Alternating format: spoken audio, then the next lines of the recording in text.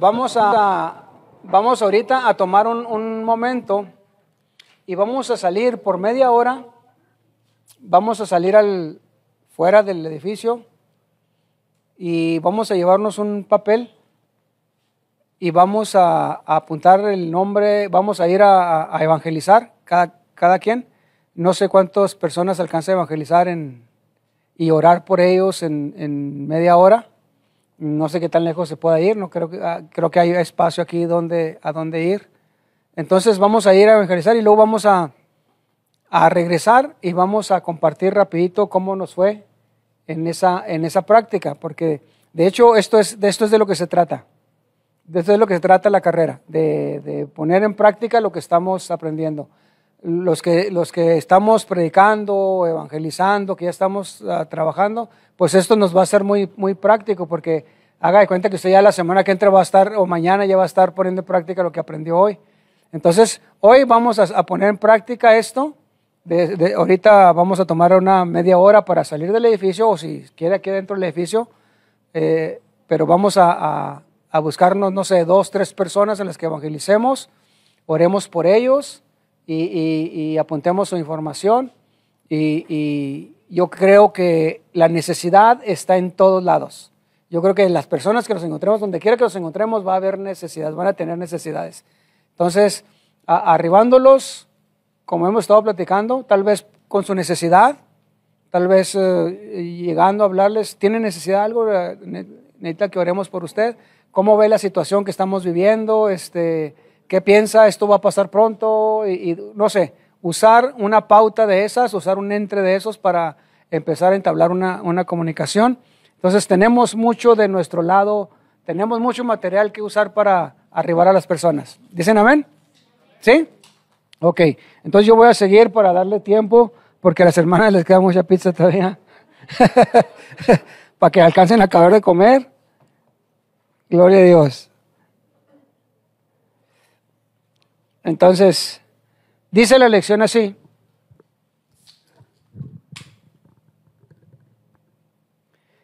Dice, llenando la verdadera necesidad de la humanidad. Eso es lo que vamos a salir ahorita, a tratar de llenar. ¿Cuál es la verdadera necesidad de las personas? Cristo, ¿verdad?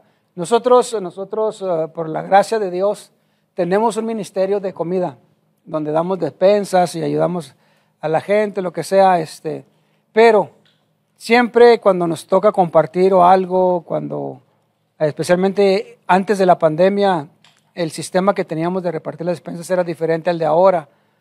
Llenábamos la iglesia con la mayoría, era gente que iba por una despensa. Entonces siempre le enseñábamos a la gente y le decíamos, hoy vamos a suplir su necesidad física a través de esta despensa, pero esta despensa se le va a terminar el día de mañana, en 2, 3 días, 4 días, una semana a lo mejor, pero va a volver a tener hambre.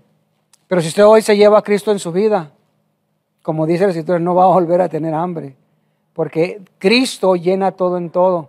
Entonces, cuando le enseñamos a las personas la verdadera necesidad, cuando enseñamos su necesidad hoy no es la comida, su necesidad hoy no es lo que usted se imagina, su necesidad es Dios.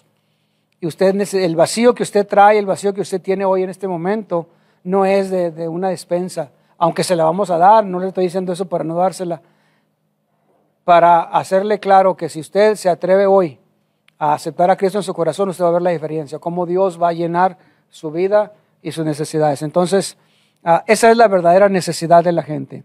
Dice, al llevarnos a ver a la luz de la ley de Dios y la santidad, nosotros nos damos cuenta de cuán lejos hemos caído de su gloria. El pueblo sigue luchando contra el pecado en sus vidas. Qué triste es este estado de la iglesia. Por eso le decía ahorita yo, tenemos que vivir como hijos de Dios. Tenemos que vivir dando testimonio que somos verdaderos hijos de Dios. Qué triste es pasarnos toda una vida, o desperdiciar 3, 4 años de nuestra vida, luchando con una cadena que Dios ya rompió, pero nosotros no nos hemos decidido a soltarla. Dios la rompe y la tira, pero nosotros vamos y la recogemos al siguiente día. Dios nos hace libres de los vicios, de esto y del otro, de las malas costumbres o lo que sea, de lo que a Él no le agrada. Nos hace libres y rompe esa cadena en nuestra vida. Pero nosotros al siguiente día, los 2 días a la semana, vamos y la recogemos otra vez y nos la adjudicamos otra vez cuando Dios ya nos hizo libres. Y qué triste es que pasemos tantos años lidiando nosotros mismos con un pecado que no podemos soltar cuando es cuestión de decisión. Ya tenemos lo más importante, ya tenemos a Cristo, ya tenemos una verdad poderosa, pero tenemos que creer que esa verdad es tan poderosa para sacarnos de la situación en la que estamos, para quitarnos ese vicio, para quitarnos esa manera de vivir que sabemos que no le agrada a Dios. Entonces, necesitamos nosotros entender eso. El pecado no puede estar ignorado por un Dios justo, debido a que ofende a su santidad. Sin embargo, Jesús vivió, murió y resucitó de los muertos. Él llevó nuestros pecados en su propio cuerpo en la cruz, sufriendo por nosotros el justo por los injustos para llevarnos a Dios. Eso es lo que es triste. Que Él murió por nuestros pecados. Siendo justo, murió por nosotros que hemos sido injustos. Y todavía después de eso viene, nos salva, nos sana. Y todavía nos damos el lujo de guardarnos ciertas cosas. Aun cuando sabemos que le ofenden a Dios, nos las guardamos. Y no le permitimos a Dios penetrar o entrar en esa área de nuestra vida porque nos la reservamos nosotros. Y sin interesarnos que ofende a Dios, ofende a su santidad, ofende a Dios. Entonces, no podemos nosotros darnos ese lujo. Tenemos que entregarle todo a Dios. Tenemos que entregarle todo a Dios. Tenemos que llegar a un punto donde nos avergüenza el que nos estén diciendo, que Dios esté hablando a nuestra vida una y otra vez de esas áreas que no le agradan. Y nosotros todavía aferrados a querer mantener ese secreto, ¿verdad? Y la verdad de las cosas es que nos engañamos a nosotros mismos. Porque entre usted y Dios no hay ningún secreto. Si usted creía que Dios le estaba guardando el secreto o que usted estaba guardando un secreto que nadie se daba cuenta, Dios sí se da cuenta. Y lo de menos es que yo me dé cuenta o su hermano que está enseguida se dé cuenta o que la congregación se dé cuenta. Eso es lo de menos, porque Dios sí se da cuenta y ahí es donde estamos en problemas. Usted no está en problemas conmigo. Usted no está en problemas ni con el pastor, ni con la congregación cuando vive una vida así de esa manera. No, usted está en problemas con Dios. Entonces, tenemos nosotros que entender que Él ya pagó por nuestros pecados. Y de esa manera nosotros podemos modelar y modelarles a las demás personas que sí se puede. Sí se puede. Se puede ser libres. En Cristo sí se puede. Porque la Escritura nos dice que si el Hijo nos libertara, seríamos verdaderamente libres. Una experiencia de la gracia. Estamos sumamente conscientes del amor de Dios. No es que amamos a Dios, sino que Él nos amó primero y se dio por nosotros. La Escritura dice que nosotros no le buscábamos, ¿verdad? Que Él nos buscó a nosotros. Quizás pudiéramos entender a uno que da su vida por un justo, mas siendo aún pecadores, Él, Cristo, murió por nosotros. Romanos 5:8. Dios lo hace por nosotros por su gracia, el amor no merecido. Eso es lo que quiere decir gracia. ¿Qué quiere decir gracia, hermanos? Amor no merecido, porque en realidad no lo merecíamos. Mas sin embargo, Él nos dio su gracia. El poder para poder creer es totalmente la gracia de Dios. La responsabilidad de responder a la palabra de Dios queda sobre la persona. Significa que escogemos dejar el pecado y con un espíritu quebrantado y contrito nos rendimos en los brazos amorosos de Dios. ¿Cuántos se acuerdan de ese día, hermanos? Cuando le entregamos todo a Dios. Cuando escogimos entregarle todo a Dios y Dios ha cambiado nuestra vida. La vida transformada. Las cosas viejas pasaron. ¿Cuántos dicen amén? He aquí todas son hechas nuevas en Cristo. Qué poderoso es esto. El cristiano siempre crece a un hombre perfecto, a la medida de la estatura de la plenitud de Cristo, Efesios 4:13. Usted y yo tenemos que seguir creciendo. Nosotros tenemos que seguir adelante, tenemos que seguir creciendo. Tenemos que seguir creciendo, dice que a la estatura del varón perfecto, que es Cristo. Si usted y yo pudiéramos y pudiéramos, vamos a especular poquito aquí, ¿a qué estatura está hablando a qué está hablando la Biblia? ¿Cuál es la estatura a la que queremos llegar? ¿Cuál es la estatura perfecta? ¿Cristo? ¿Cristo? Y si hablaríamos en años, ¿a qué edad sería la estatura perfecta? ¿A los 33? ¿Cuántos tienen 33 aquí?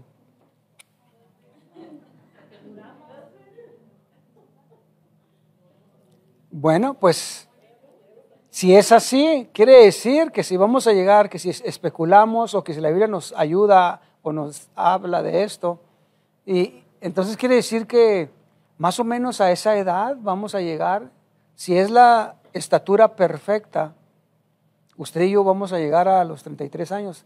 Los que tienen menos van a decir, no, pues ¿cómo? Pero los que tenemos más, pues decimos, bueno, pues gloria a Dios, ¿verdad? Entonces, quiere decir que cuando lleguemos a ese momento, allá en el cielo, ¿cuántos años vamos a tener?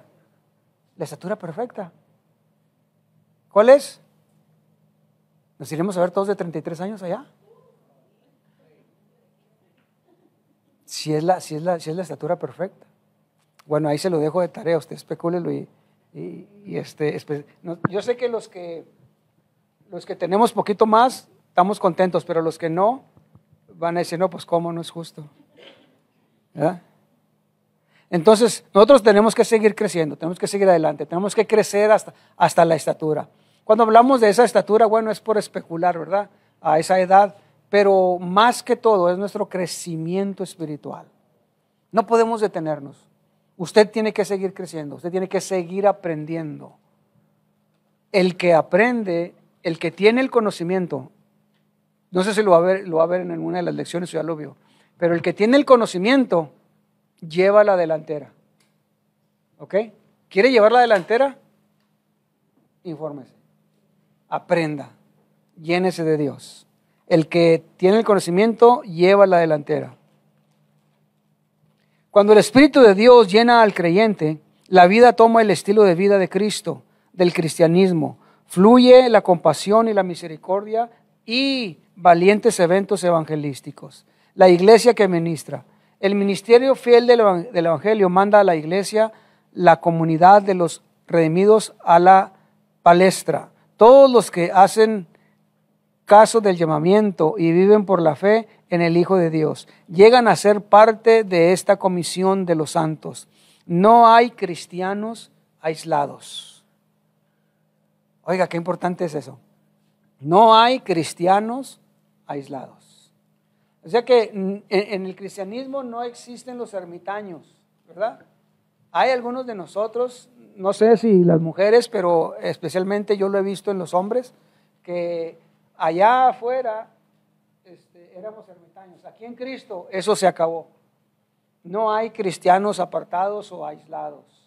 Nosotros tenemos que seguir adelante, nos necesitamos, ¿no? Una de las cosas que aprendemos primero es que nos necesitamos. Yo necesito estar entre los hermanos, yo necesito estar en convivio con los hermanos, yo necesito estar conviviendo con los hermanos. Es una necesidad que hay en nosotros, que se empieza a ver en nosotros.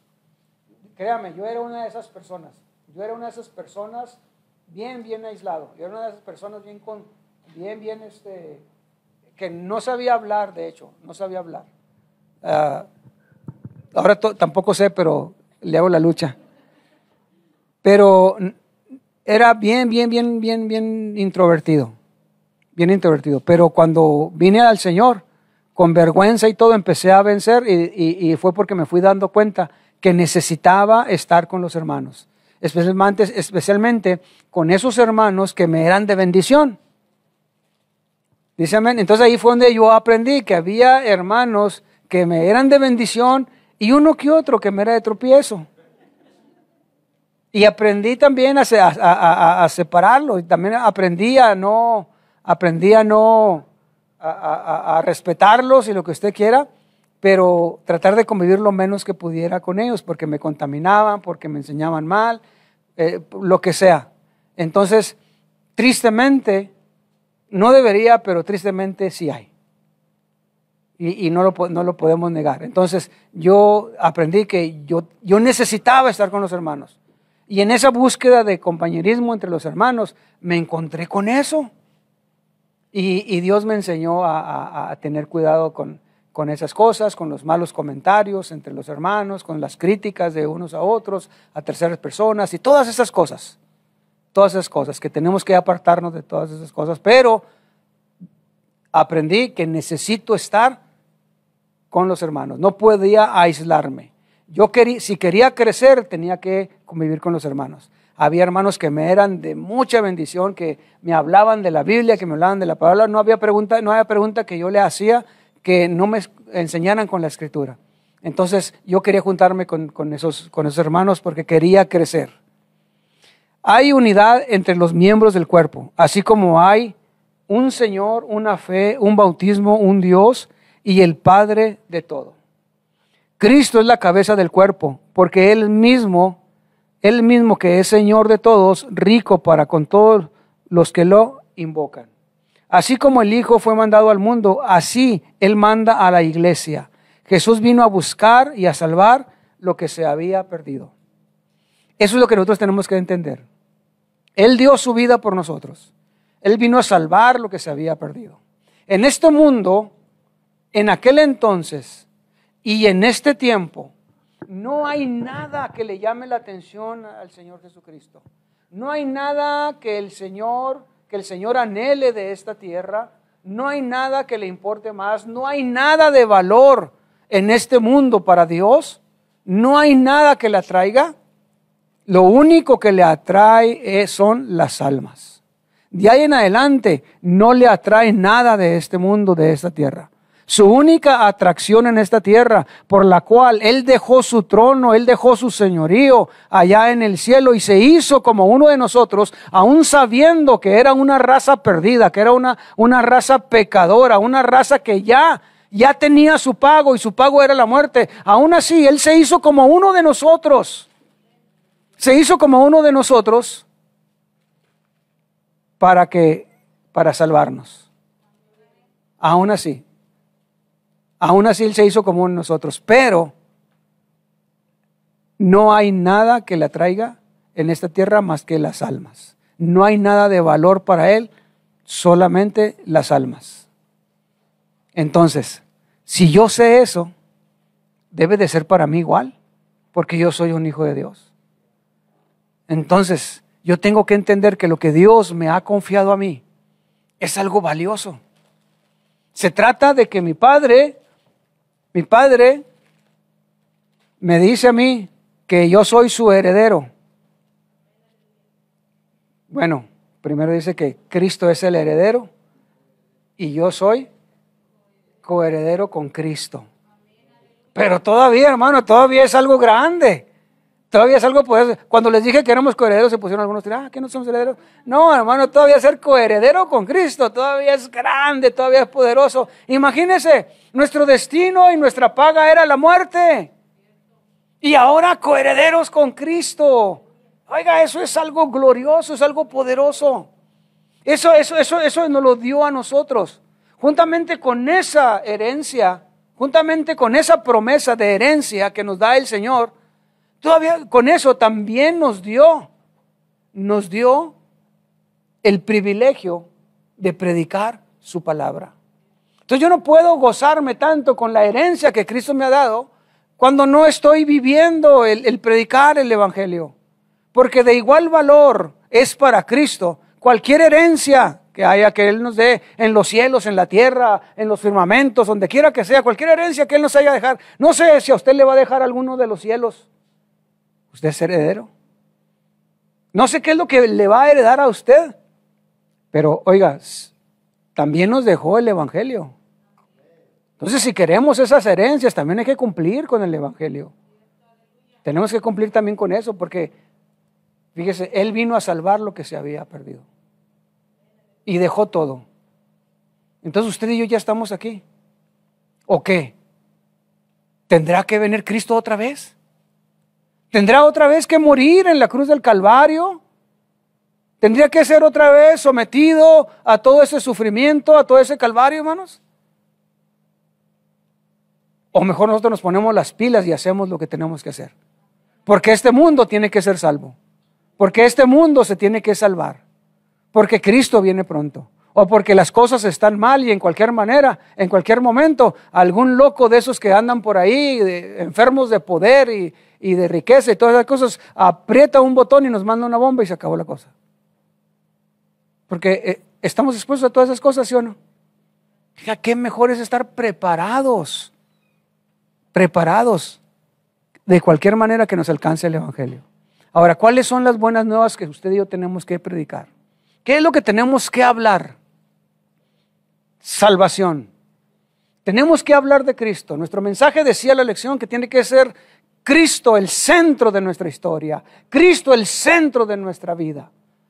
Entonces, cuando nosotros hablamos de ese Dios poderoso, de ese Dios grande, nosotros tenemos que entender que el que tiene que ser exaltado, el que tiene que resaltar en nuestras pláticas, en nuestros testimonios, el que tiene que resaltar es Dios.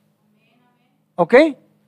Eso lo tenemos que tener bien en mente, porque ¿sabe usted que de repente se nos cuatrapean los cables y cuando menos acordamos hablamos más de nosotros que de Cristo? Y eso tenemos que tener mucho cuidado nosotros. El que salva, el que sana, el que cambia las vidas, se llama Cristo Jesús. De Él es el que hay que hablar. Lo menos que yo pueda hablar de mí, lo menos que yo pueda hablar de mis hazañas y de todo lo que Dios en su misericordia me ha permitido vivir. Pero si yo hablo más de Él que de mí, créame que la gente se va a enamorar más de Cristo. Usted lo que menos espera ni quiere es que la gente lo voltee a ver a usted como el Salvador o como el ejemplo. ¿Va? Al contrario, todos tenemos un versículo bien clave, ¿no? Cuando empezamos a ministrar o cuando empezamos a ministrar gente. ¿Cuál es el versículo clave que decimos? Acuérdate, yo soy un hombre igual que todos. Te voy a fallar en cualquier momento, porque somos carne. Y de ahí nos escudamos y creemos que esa es una licencia para seguir pecando, ¿no? Entonces, y luego cuando fallamos y que la gente nos está viendo, te dije que yo soy carne, te dije. Y no es así. Y no debe de ser así. Es por eso que es importante. Si yo hablo más de Cristo, en menos problemas me voy a meter. Si yo hablo de Cristo, si yo lo pongo como el centro de la plática, como el que hace el milagro, el que hace la obra, si yo hablo más de su historia, si yo hablo más de Él, la gente se va a enamorar de Él.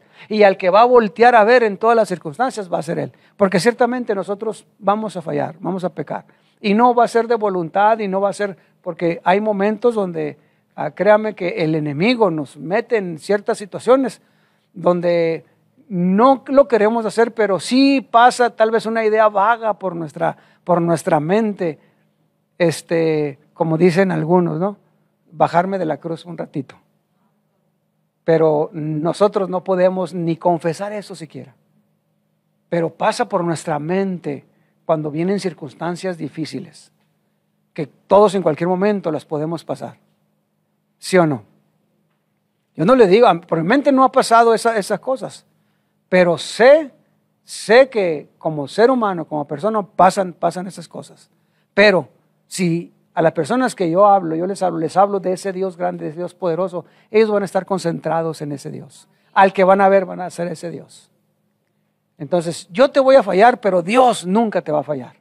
Decimos así de esa manera. Y está bien, hermano, y está bien enseñar a la gente a que voltee a ver a Cristo, a que su Salvador es Cristo. Nosotros solamente somos el instrumento. Y lo que nos hace diferentes es que somos un instrumento. Lo que nos hace diferentes a los otros instrumentos, como hablaba ahorita de un motivador, lo que nos hace diferentes a nosotros de ese tipo de personas es que tenemos a Cristo en nuestra vida. Eso es lo que nos hace diferentes, que predicamos de Cristo, no de nosotros. Entonces, sabiendo ya esto, hermanos, yo sé que todos traen cuaderno, ¿verdad? Entonces, vamos a salir. ¿Ya acabaron de comer, hermano? Si todos están comiendo, seguimos con la clase y... Ok, ya, ¿verdad? Ya las hermanas ya acabaron con su buffet. Oh, no. Gloria a Dios. Entonces, vamos a prepararnos para salir por media hora, hermano. Vamos a tomar media hora. Del momento que salgamos de aquí, vamos a tomar media hora para salir y tratar de evangelizar a 3 personas. Si no alcanza a las 3 personas, no se preocupe. Si se detiene con la primera y usted le ministra y ora por ella y es salva y es sana y Dios la liberta y tiene que durar la media hora, no se preocupe. Con una persona está bien. Nomás la cosa es por práctica lo que hemos platicado. ¿Dicen amén? Sí, hermano. Como sea, mientras tengan una experiencia, mientras ahorita que vengamos tengan una experiencia todos que platicar, lo hacemos de esa manera. ¿Sí? Pueden irse en parejas, pueden irse separados, no se preocupen, pero la idea es que todos hablen. No se vayan en pareja porque es que no habla. No, esa es la idea, de romper con esa situación, de romper con eso de que no sé hablar, de que no puedo. No, de aquí en adelante usted va a ser el mejor evangelista que ha dado Ciudad Juárez. ¿Cuántos lo creen? Amén. Bueno, entonces, ¿listos?